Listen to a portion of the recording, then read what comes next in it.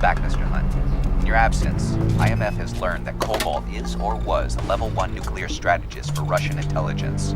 Therefore, the only way to uncover his actual identity is to infiltrate the Kremlin itself.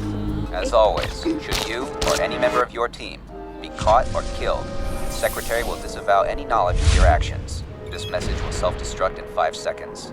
Good luck. Greg Knight here again with the 4th episode in my Mission Impossible series, where together you and I will explore all of the things that make this one of the best action films of all time. What if the world's most elite spy became the most wanted man on the planet?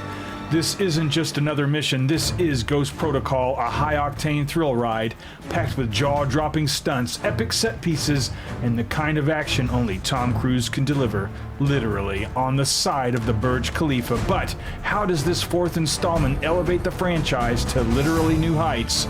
Raise the stakes and redefine modern spy thrillers.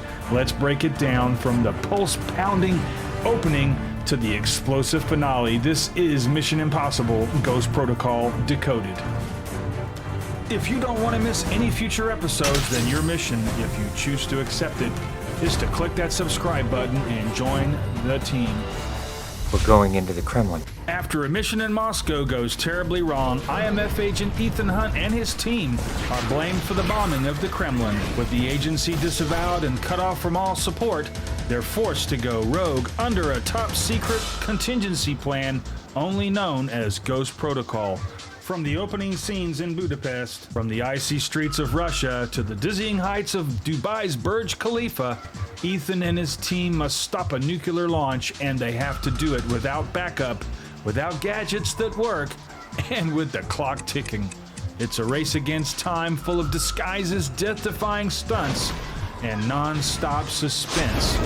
It's a mission that will test the team like never before. European male, 50s, about 6 foot, 180 pounds. Blue eyes. Who is he?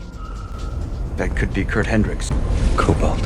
In this 4th mission, the central villain is Kurt Hendricks, also known as Cobalt, played by the late Michael Nyqvist, who you may remember from The Girl with the Dragon Tattoo, or perhaps John Wick. That fucking nobody is John Wick.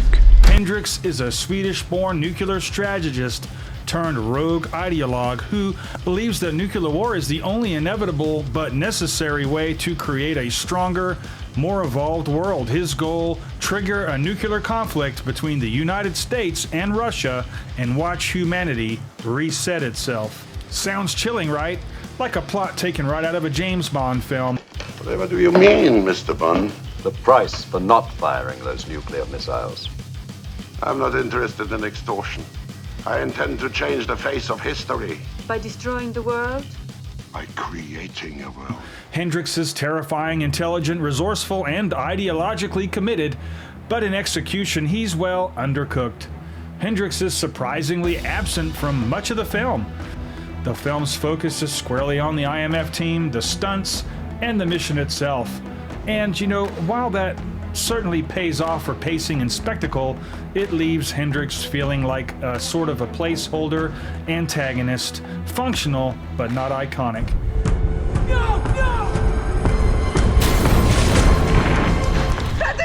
Directed by Brad Bird, best known at the time for directing hit animated films like The Incredibles and Ratatouille. He made his live-action debut right here with Ghost Protocol, and it is a home run. Bird applies an animator's discipline to the action scenes. Every shot in Ghost Protocol is carefully staged, so the audience always knows where characters are in relation to the danger, even in chaotic sequences such as the sandstorm chase or the Kremlin explosion. There is no disorienting shaky cam. Instead, the geography is crystal clear, which makes the tension hit that much harder. It's a delicate balance, and he definitely nails it. Well, I suppose the most enjoyable aspect of going into live action from animation is that spontaneity.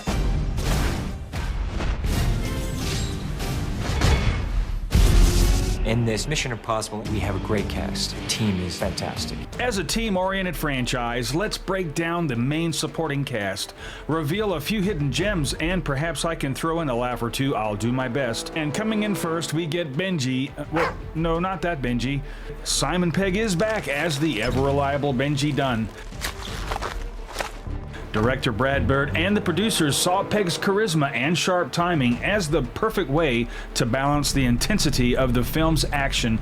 And tech whiz Benji is a lot like, say, Q is to Bond. I can do more damage on my laptop sitting in my pajamas before my first cup of Earl Grey than you can do in a year in the field. Oh, so why do you need me? His dry British humor brought a fresh spark to the team. This is a slight wrinkle, but nothing to worry about. We're just going to have to go into the server room from the outside.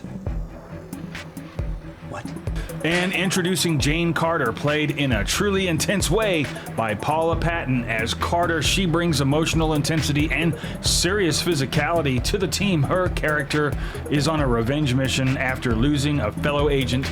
Paula did most of her own stunts, including that brutal fight with Bond alumni Lea Seydoux. The girl fight, or cat fight as all the guys like to call it, was really so much fun. And played by the MCU's one and only Hawkeye, yes, that's right, Jeremy Renner. Enter William Brandt. He starts off as an IMF intelligence analyst with a mysterious past. What are you asking? What am I asking? On the surface, he's there to provide logistical support, but it's quickly revealed that Brandt is far more than a desk-bound agent. He is carrying a bunch of emotional baggage. He believes he failed to protect Ethan Hunt's wife, Julia, during a past mission. This guilt has pushed him out of the fieldwork and into an analyst role. His cautious nature and tactical thinking come from this personal wound, and I bet you did not know, but there were early rumors suggesting that Brandt's character could replace Ethan Hunt. Should I not have jumped? Because I jumped! If Tom Cruise stepped away from the role, but ultimately that plan by Paramount did not happen due to the huge success of Ghost Protocol, so Brent remained a strong supporting character, returning yet again in Rogue Nation before sitting out the later films.